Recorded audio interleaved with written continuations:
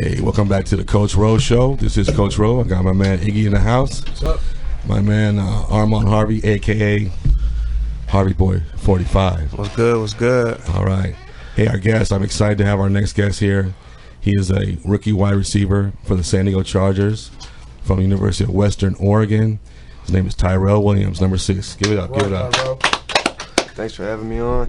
What's up, Tyrell? What's going on? You been this is the first time I've been with you when we don't have a plate of wings in front of us because Armand's always taking us to Wing Wednesday, Wing Tuesday, For real. Wing Monday through Friday. Don't forget, you can eat Hooters too. Oh, man. all that. Oh man! So I'm kind of not used to. I'm waiting for the plates to come in and the waitress.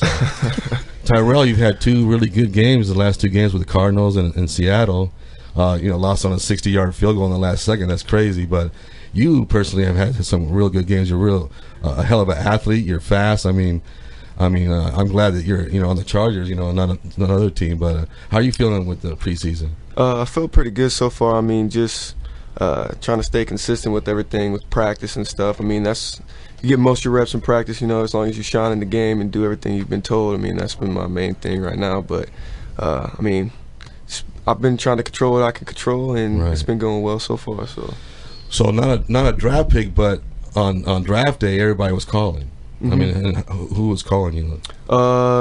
Before the draft, I had talked to probably 15 teams, and then during the draft, I talked to probably 5 that had called me and talked about if I didn't get drafted, that they want me to come out there. And then you picked San Diego. Why? Well, I took a visit out here before the draft, excuse me, and I really liked the receiver coach, the style of offense they had, and they like big receivers, fast receivers. So that was kind of the main thing, and then staying on the West Coast also. Right. Now, Tyrell, can you tell everybody your 40 time? I ran 4.38 at my pro day. Oh, and your height, that's incredible. I ran a 4.38 too. It was 4 minutes. No, it was 4 days. 4 days. 4 days. But you ran right by a chicken wing stop. So you had to take a break. Yeah, I did. I did see him run a 4.3, right? Because the wing stop was about to close. So we ran out 4 to get there. They forgot my blue cheese. What the hell's going on with these people? But 4.3, that is incredible, and that's probably why the phone was ringing. Definitely. Especially with my height, it was nice to run a good time. That was my focus. They put so much pressure on the 40 in the pro days and the combine, so that was kind of my main thing was make sure I run fast. So yeah, and I've seen your speed in the Arizona game when you caught that slant. Wow. It was the guy, one hand on the jersey, man, but you were gone. Should have took it. Should have took it. I thought I was gonna have it. Thought I was gonna have that one, but it's all right. It's all right. That happens. I don't know. So question for because I was a high school athlete as well.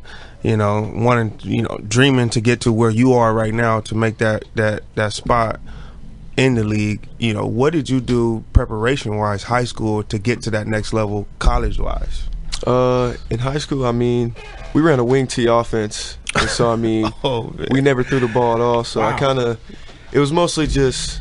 I was pretty fast in high school. I was pretty tall. I was kind of real raw. And my brother was at Western, and so that's kind of why I ended up there. I didn't know if I was really going to get the opportunity. I was just going to take anything that came my way. And then once I got the opportunity, I just tried to make the most of it then. So once I got into college, I just started working and started seeing other people start taking notice, saying, oh, he might be able to play afterwards. He started getting accolades and stuff. And so I just kept going and going from there. So, I ended up working, so did something right. So Exactly, and Western Oregon D2 school, right? Mm-hmm. So a lot of people believe that you have to go to a D1 school in order to get your shot in the league, and you're living proof that being at a D2 school, or not a powerhouse, that you can get into the league. So what would you tell kids who are in high school now trying to get to college about going to a smaller school? I would just say, man, you just have to just work hard. I feel like especially my last 2 years in college, I never took a day off to rest or anything. I always had one goal in my mind, and that was get to the league. And so I was just, no matter what I was gonna do, I was gonna do something that day that was gonna help me in the game, for practice, to be able to never drop no balls and everything like that. So just hard work. And like my dad always told me, if you can play, they're gonna find you. So if you can play, they're gonna find you, and they do. And that's the main one, especially, you know, with Coach Rowe helping kids get a lot of scholarships. Because I went to a smaller school. I didn't get my shot to, you know, to get to the league and all and things like that. You know, he did get me to go overseas or whatnot.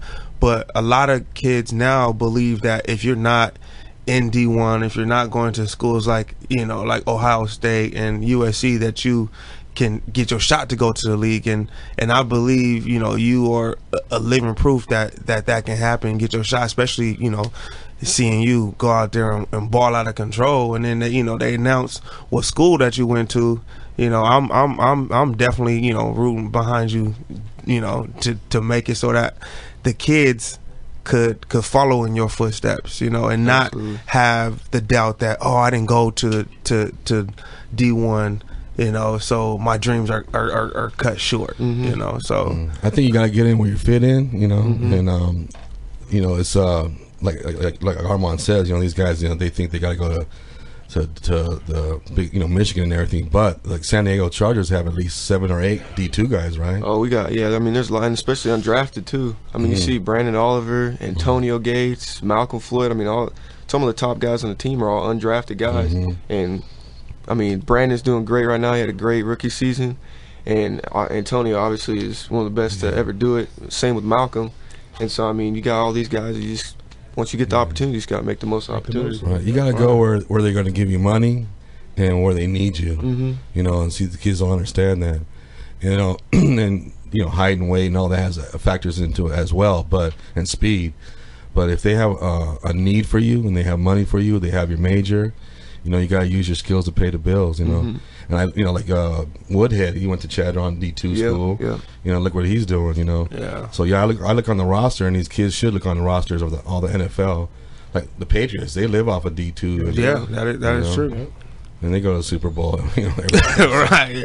At least football players. Right. Yeah. That's you know. Now, you said you came out of a high school that ran the wing T, right? Yeah. So what were your goals when you got into college? You know, knowing that you didn't get the ball that much as a receiver. Well, my junior year, we ran spread. Okay. And so, I mean, I caught a lot of balls my junior year.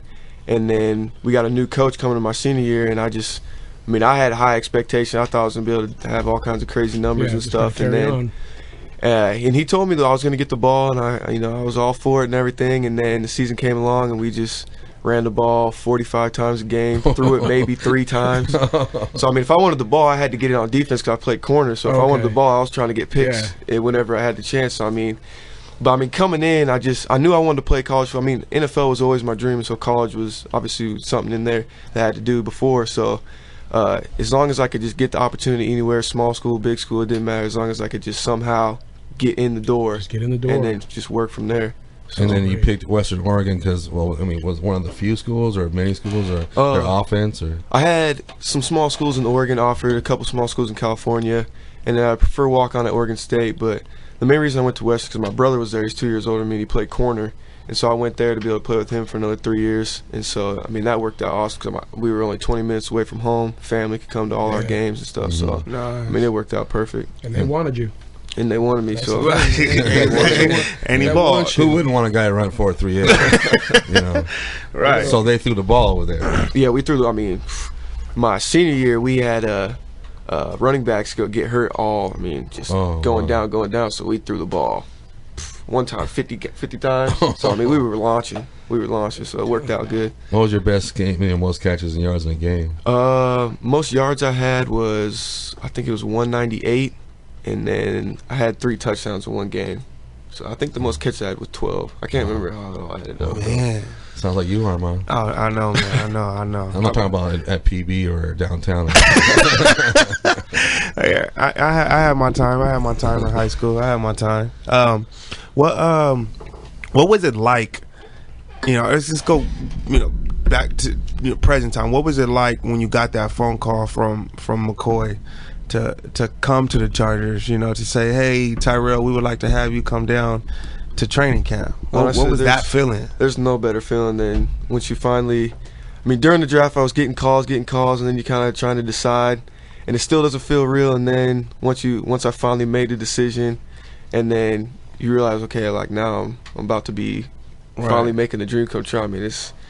It's not even words to honestly describe it. It was unreal. Have all my family there and friends and stuff, and so I mean, it was unreal. It really, still don't feel really. I've played in 2 games or 3 games. What is it? 3 games now. 3 games now. Yeah. It still just don't feel real. I mean, I stand on the sidelines. I'm just like, you just can't believe it. You really can't believe it. So I mean, it's been a dream come true. Really have. What was another question? What was your experience like for the first time walking into Qualcomm Stadium? You know, to play against the Dallas Cowboys. See, that was the crazy part. I mean, when you watch, for me, it was weird because I always watched the movie Little Giants. Right. You see the Dallas Cowboy helmet, and now you're on the sideline. You're playing the real Dallas Cowboys. So I mean, it was. I don't know. It's hard to explain. It's kind of weird got to separate feeling. being a fan and being a player. Yeah, really. Yeah. You got to take some time. I get out there early and just take time just to kind of take it in, look around. So when I get to the game, I'm not like starstruck and looking all, So I try to come out there early and kind of just look around the stadium, sit and kind of take it all in. So once the game actually kicks off, it's game time from there on. Now, how about when they handed you that playbook? I mean, is it way different in college and high school? Of Man, course. that first day when you see like 70 pages of install and you're just like, man, I'm supposed to know all the install for day 1, and then you still got another 11 days. Just keep stacking on. But once you start getting the concepts, it's not so bad. You kind of just start clicking. So it's a little overwhelming at first when you first see it coming from college, especially. But once you start getting it down, you start hearing it over and over. It's no big deal. You said, wait, this is not the wing T here. Yeah, we ain't running 2 run plays. So. Definitely. That's amazing because I was there for the first game. So just to be able to I met you before training camp.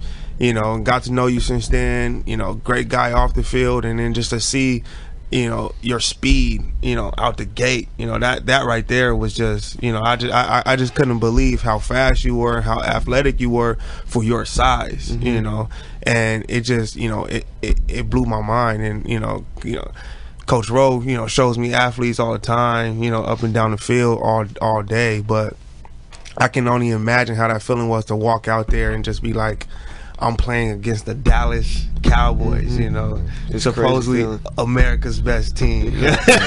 Crazy feeling. Now in trading camp, you go out to where the wide receivers over here, and then you're Malcolm Floyd, Gates, and the rest of the crew. I mean, you're looking around, and what are you thinking? What are you feeling? I mean, it's hard to explain when you're out there with those guys you've been watching and stuff. Fantasy football, you're picking these guys up all the time and stuff, and now you're playing with them. So it's just nice to learn from them, though. I mean, because Malcolm and me kind of got the same body type and kind of same playing style. So being able to watch him on film and practice and just see how he goes about his everyday, warming up, and how I try to emulate everything that he's been doing before practice, after practice. I just been kind of in his pocket and just picking his brain, because he's done it. He went to kind of through the same thing, undrafted, and he was on the practice squad his first year, and then now he's just 12 years in the league and one of the better receivers in the league. So just trying to learn and copy everything he does, and the other guys too. Like Stevie, Keenan, all those guys. They're great receivers. So just kind of trying to take little parts from their game and what they do on and off the field. Just kind of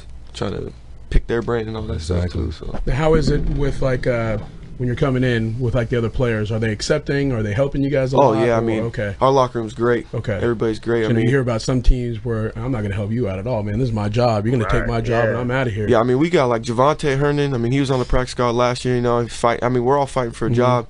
And he's out there helping me. Any question I have, or he sees something I do wrong in the field, he come over, tell me how to fix it, how to make it right. We watch him film. That's good.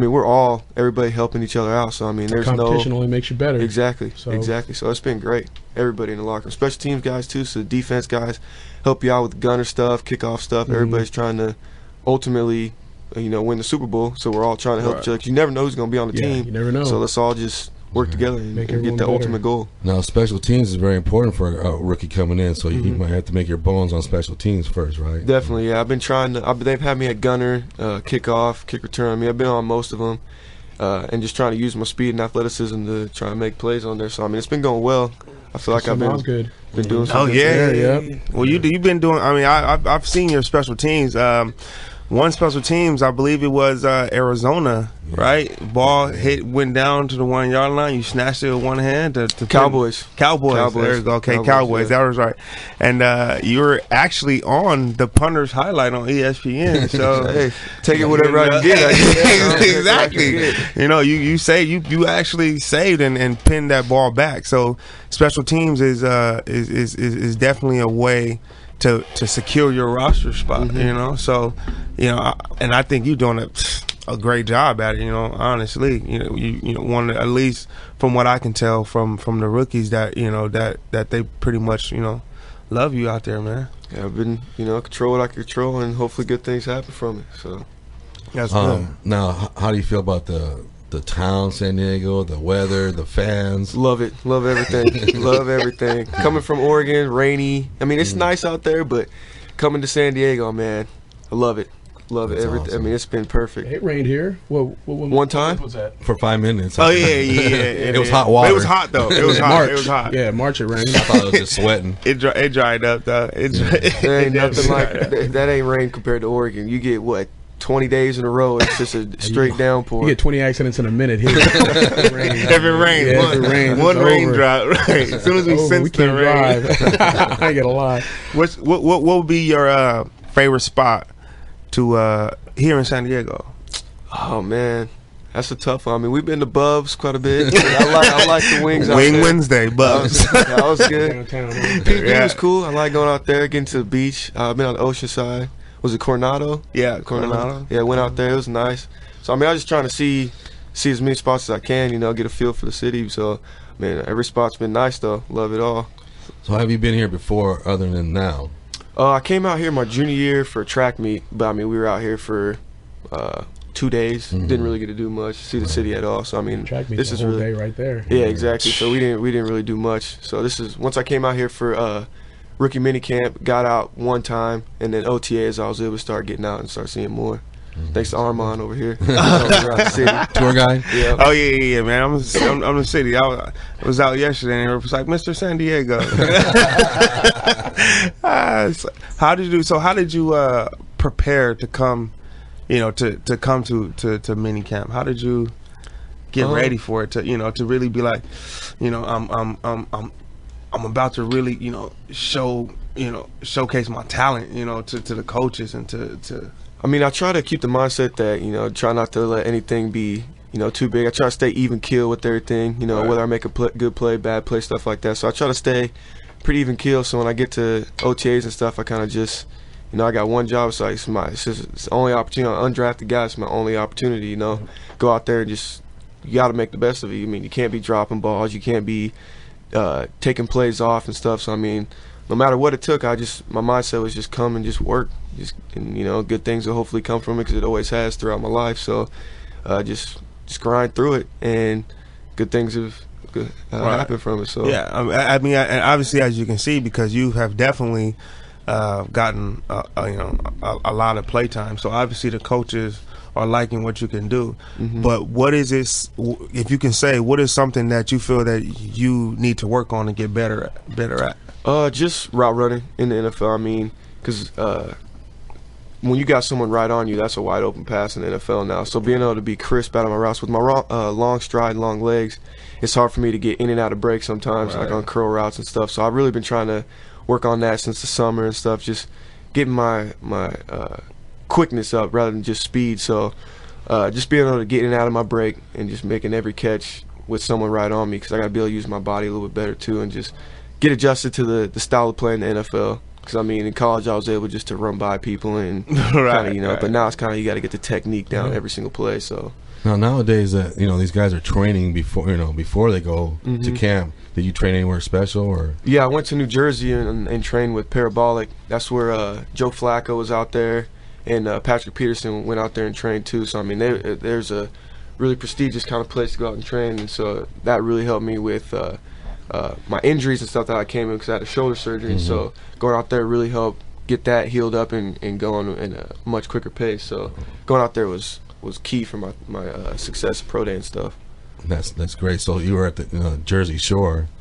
No, stayed away from the Jersey Shore. Stayed away from there. It's all business, huh? All business. I hear you. Plus, it was like a -8 wind chill, so I didn't leave. Oh, I didn't leave wow. the hotel ever. -8. Yeah, it was. So you must love the San Diego weather now.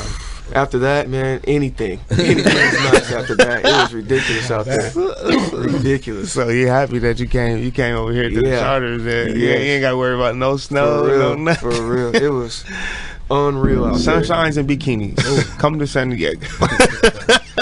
Hey, so now off the field, I mean, you know, you say they treat the rookies with, you know, they treat them right, help them out and everything. Mm-hmm. So what kind of initiations have you had to go through being a rookie? Bringing donuts? We have. I see you still got your hair, so that's good. Hey, Coach McCoy said we're not doing no shaving heads, so that was cool. That's good. I mean, the only thing we really got to do is keep snacks filled up in the receiver room. I mean, we had a little rookie show, you know, but that's not bad. You know, you just get to make fun of the older guys, really. Yeah. But we No really singing had or nothing? Yeah, we have.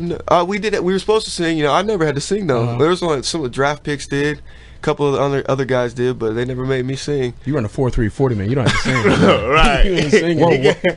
Can you sing for us right No, now? I don't sing. Right. Oh, damn. We can't get no vocals. Right. Exclusive here. I know. Call Channel We 8 or can, something. right. We get them a record deal right now. Yeah.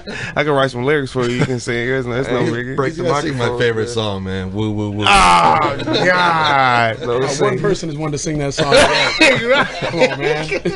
We're not Don't make him do it. Right. We're not You guys going are to romantic. Man. No, You guys are I'm devils. romantic. I just don't want to listen to that song. I'm a very romantic guy. I don't know, man. Well, Tyrell, man, it was, can you just stay around here? We're gonna have another guest right now, but please stay in the room and Definitely.